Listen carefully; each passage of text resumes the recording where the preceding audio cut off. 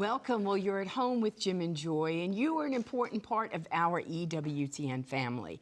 And we are delighted that you've welcomed us into your home today. We certainly would love to hear from you, so please send us an email with a question or a comment to jimandjoy@ewtn.com, and check us out on Facebook. Well, today we have a very special show.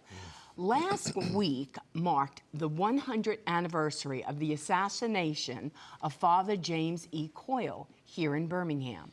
And today we will have his grandniece, Sheila Killian, and she will be with us. Now, she is an Irish writer, a university professor living outside of Limerick City in Ireland.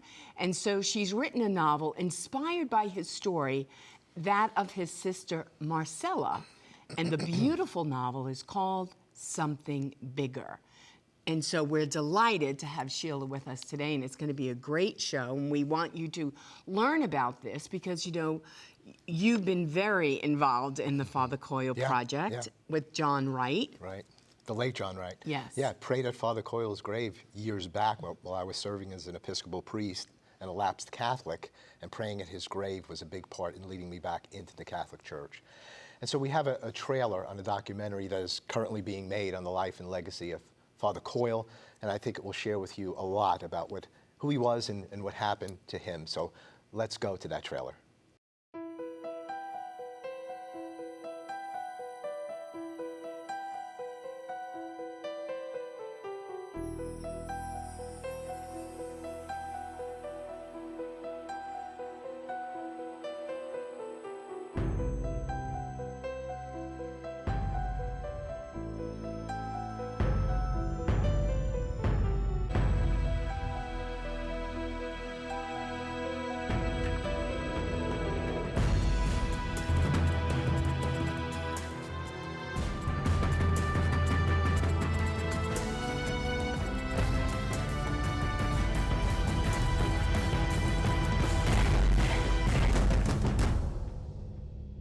Father Coyle was not just an important historical figure, he was really a champion of poor people. He was a champion of minorities who had come to the Birmingham area to live and work in this booming steel town.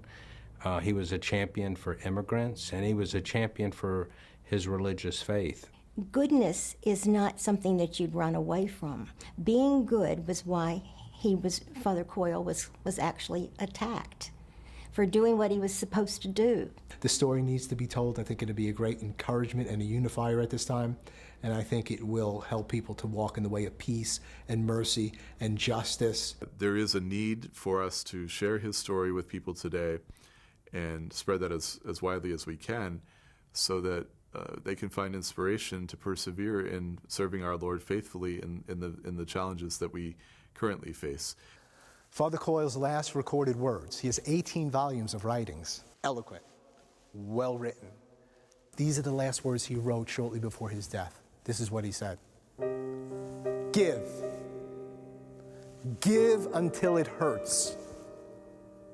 Then, only then, is their sacrifice. Wow, that is really powerful, really leaves me speechless. Father Coyle was a priest, a man after God's own heart. Father Coyle knew what he believed. He lived what he believed.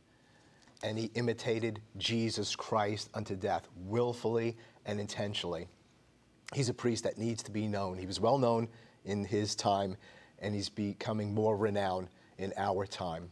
We're going to speak with Sheila Killian, the grandniece of Father Coyle, who will give us some tremendous insights to Father Coyle, to his sister Marcella, who traveled to Ireland with him to care for him. We'll be right back. Plenty more to come. Please don't go away.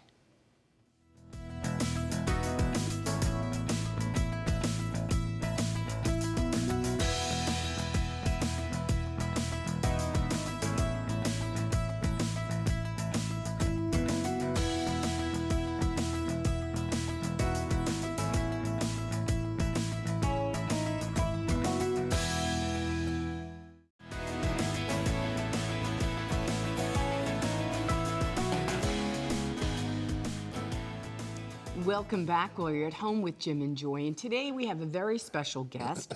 Her name is Sheila Killian, and she is with us. She is the grandniece of Father James Coyle. She is an Irish writer, a university professor, and she's living outside Limerick City in Ireland. And she's written a beautiful novel inspired by his story and that of his sister, Marcella.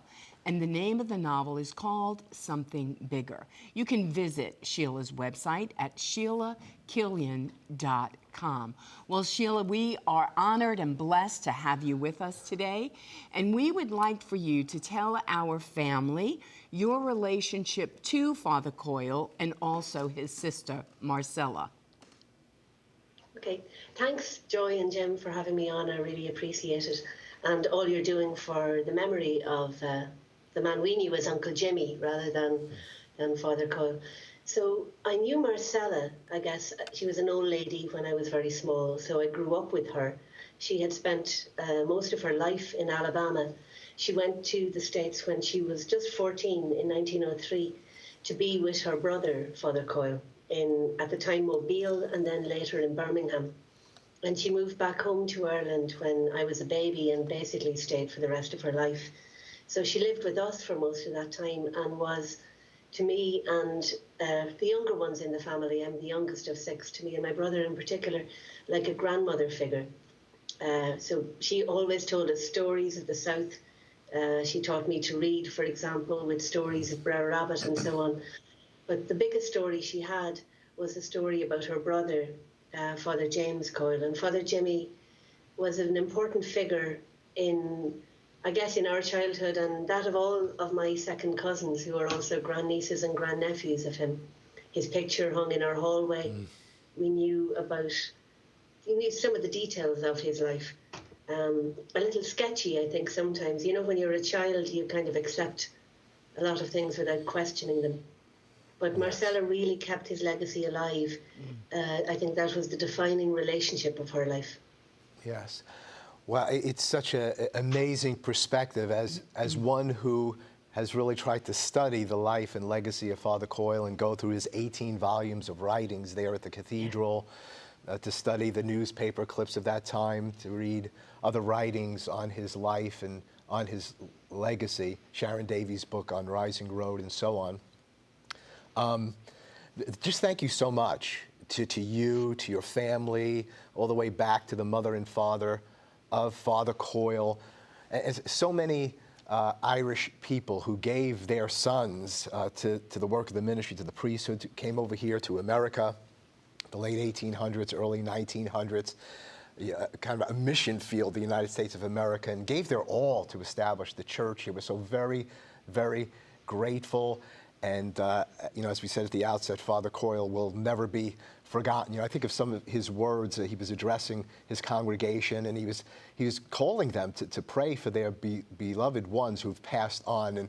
And he said something like, if you don't pray for your loved ones who've passed on, you don't have special masses for them, I guess we too. I guess we'll all just be forgotten. And boy, that always moved me. And I said, no, we're not going to forget you, Father Coyle. We're going to remember you. We're going to pray for your precious soul. We're going to ask your prayers as well. So you offer such an amazing insight, just the person you are, the connection to Father Coyle, and then your new book, Something Bigger. Because a lot of us, here in the States are focused upon Father Coyle. But you're bringing to us Father Coyle through the eyes of Marcella. You said she was 13, I think, when she came here with him. He had, I guess there was 8 in that family, siblings, and she came with him to be here. I mean, what was her mission? Why did she come? Was it totally about Father Coyle? Was it about something she could learn here, or what? Why did she make the move? Why did Father Coyle, ask her to come? Well, I guess, she was the youngest, and she was, at the time, 13 or 14, and the prospects in Ireland weren't great. So her older sister, Frances, who was my grandmother, she was a seamstress, so she had a trade, if you like. But Marcella was still in school, and she was a smart girl. And I think there were probably two reasons why Jimmy would have liked to bring her over. One, it would have been good for her. She could finish her education in the States, there were more prospects. She could go on and find more work. You know, Mobile at the time, or Birmingham later, were a city where she could find things to do. And also, I think he wanted the company, to be honest. I think he wanted family. They went on to be very close, and they understood each other very well, even though there was quite a big age gap. And Marcella, Jimmy came home to arrange the passage for her to travel, but she travelled alone on the ship, which I think must have been a very daunting experience for a young teenager like that. But you can see, even in the body language of photographs, and certainly I could see in the way she spoke about him, even though I was listening to her speak in the 70s, say, but she spoke about him as if she had been speaking to him last week. He was like very alive in her memory. And in a way, it's an incredible privilege. As you say, last week was the 100th anniversary of the killing of Jimmy. And yet that connection lets us lean back through the years. It's a real privilege. Well, it really comes across, you know, in your sharing and in your novel, which I guess we can call historical fiction. It's historical because it's based on real lives, and you mentioned the key lives there. The other players in this, you give other names to. And so there's this fiction in every novel. You know, I'm just thinking of some of the things that were shared, and it really comes across her love for him, dealing with the fact of this priest who would not back off, even in the midst of an incredible time of bigotry and hatred, not only for black people, but for the Catholic Church, for Catholic people at that time. That aspect is not as well known in our history. And Father Coyle was, you know, your Uncle Jimmy was such a great man of courage. He also had a good sense of humor from everything that I see. And he had such a strong spirit that he would, you know, articulate the faith, continue to do that, try and be in dialogue with people, would not be intimidated, knew that his life was under threat from the records we have for years, that they wanted to take his life. I mean, his bishop called him in and said, we have FBI, the FBI is coming to us and say they want to kill you, because he was the face of Catholicism. And Marcella's seeing all this, and you offer that perspective, that which he shared with you and also that which you build upon, the kind of man he was and how he would continue to remain courageous and why was he doing that and so on. So share with us again kind of her perspective, and not only that, your family's perspective. What did they really know about what took place regarding this time, this period, the prejudice that was there, and the assassination of your uncle? How was it coming to you all during those times? Yeah, well, I guess it's probably important to say, like, the novel is fiction. The characters that are closely based on fact are Marcella and Jimmy, and to an extent Fran, my grandmother. The others are quite fictionalized. But in researching Jimmy's life, he was certainly fearless and very egalitarian. Like, when we learned the story, we learned about the Klan, and we learned about bigotry, and we knew, like, that Jimmy was a hero, and that's what we grew up with. But in researching his story, you become more and more impressed with the man when you become aware of the kind of water he was swimming in. And it's not the usual Irish-American story. The usual Irish-American emigration story is somebody leaves Ireland, they go to Boston or Chicago or New York, and they live within an Irish-American community, and that builds up around them. But Jimmy was a very inclusive, egalitarian man. I was delighted to see when researching he was involved in a lot of Italian associations. He was an honorary member of the Syrian Brotherhood.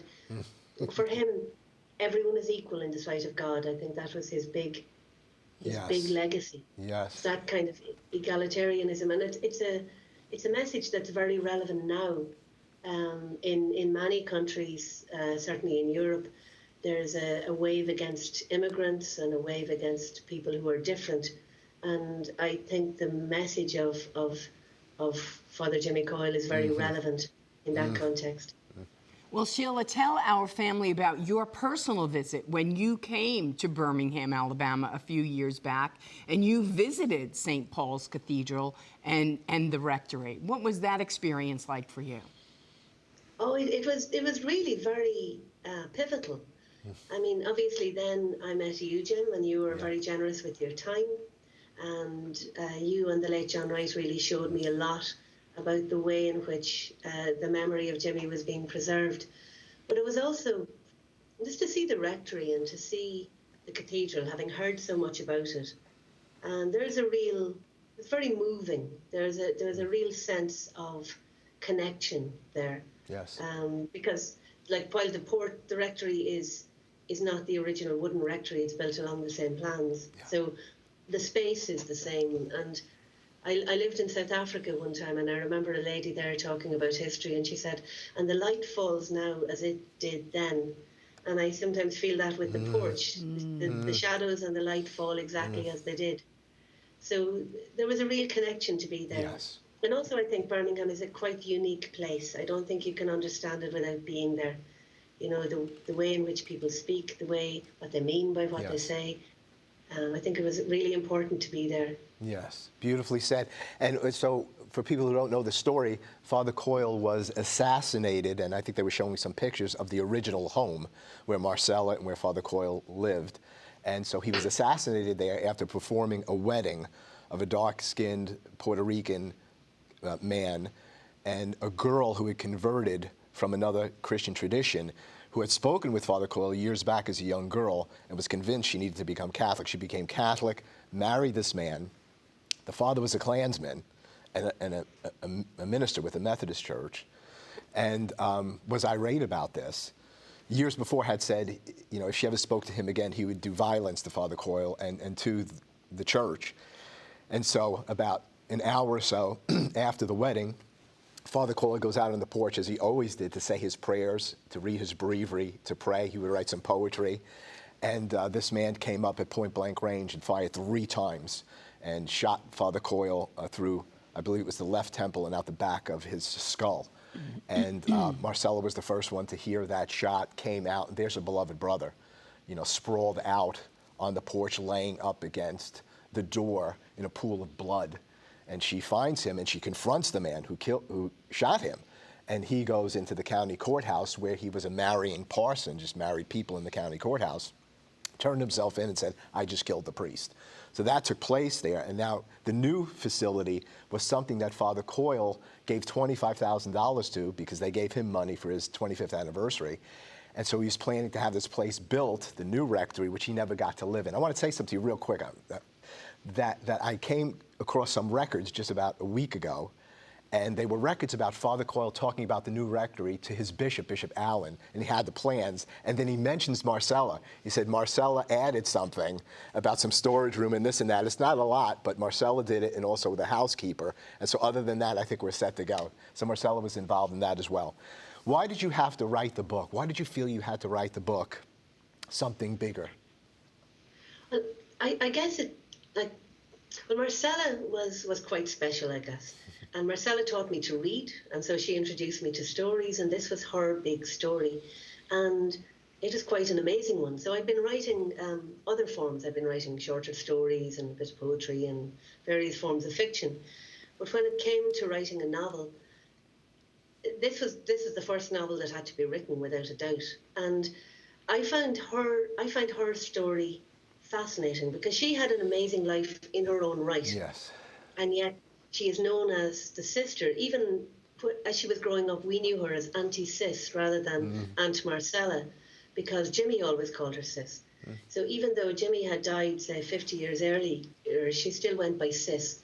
So she defined herself by her relationship to him.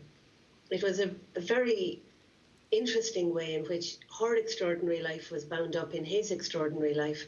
And she brought that story back across the Atlantic to us, all of the extended family in Ireland. So it just seemed very natural to start with the story.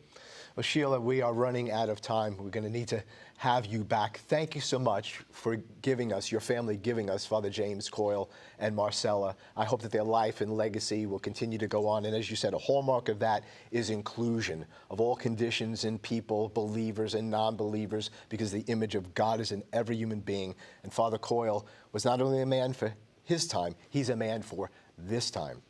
You can go to Sheila Killian, Killian, sheila.com for more information about Sheila and about this precious book, Something Bigger. Sheila, God bless you and all of your loved ones. Thank you so much, Joy and Jim.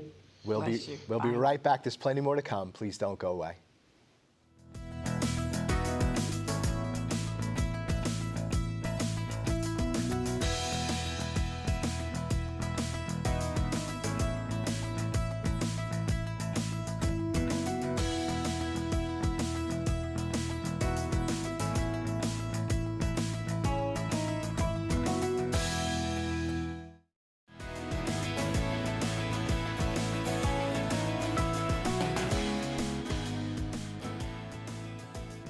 Welcome back. Well, before we wrap up today's show, we're going to go to Rome to check in with beautiful Joan Lewis. Now, Joan, what's happening this week in Rome?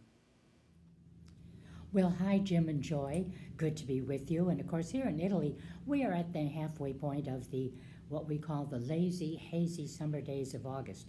Yesterday, of course, the Feast of the Assumption, we celebrated this as the biggest holiday of Ferragosto, which is really the Italian name for this August solemnity. Now, Ferragosto refers to the Ferie Augustae, meaning the holidays of August, and these seem to have originated in 18 BC when the Roman Emperor Augustus declared the entire month of August would be dedicated to the Ferie, which was actually a series of festivals and celebrations. Though pagan in origin, Ferragosto now is basically interchangeable with the Feast of the Assunta, the Assumption, which is strictly religious, of course. Now, there's been a time-honored tradition in the church that Mary was assumed into heaven. And as early as the 5th century, this was actually celebrated in Syria and then spread to other parts of the world. And in the 12th century, this was celebrated in Rome and in France.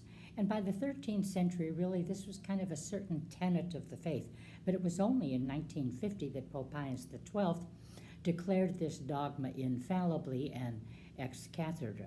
Now here, churches fill up on August 15th, and after Mass, families gather for a big noon celebratory meal, whether they're at home in the city or on vacation at the seashore or perhaps in the mountains.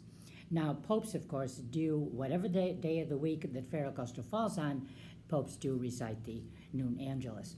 But you know, you really have to be here to understand August in Italy. The pace of life is much slower in the summer, particularly the month of August, though. And you'll see a lot of chiuso per ferie, closed for vacation signs on buildings. These will be on stores, on pharmacies, on newsstands, florists, tobacconists, hardware stores, and many other businesses. Although some, of course, are remaining open simply because of the business lost in the COVID lockdowns. But another perk is that there will be fewer buses, but there will be more seats. And for me, the word leisure has replaced the word frenetic to describe life. So closing on that word, leisure, I wish you a leisurely, happy, healthy August. Back to you. Thank you so much, Joan, for those reflections on the Assumption. May we all be where Mary is, and for what's happening there in Rome this summer. And so we thank God again for priests like Father James Edwin Coyle. And there were many of them during that time, the late 1800s, 1900s. We just tell his story, but he's representative of so many priests from Ireland, other places who've come to us that were uncompromising and loving regarding Jesus Christ and the teaching of the Catholic Church and the way of life. And let us emulate, with 18 volumes of writings that I've gone through, the last words Father Coyle penned of all these 18 volumes as he addressed his congregation, as he addresses you and me today, were these: give. Give until it hurts. Then, only then, is there sacrifice. Remember, those who lose their lives are going to find their lives. And those who find their lives lose their lives. For more on Father Coyle, go to fathercoyle.org, learn more about the documentary, about his life and about his legacy, and let's live it. You're an important part of this EWTN family. You are never alone, and you're always at home with Jim and with Joy. God bless you and all of your loved ones. Bye now.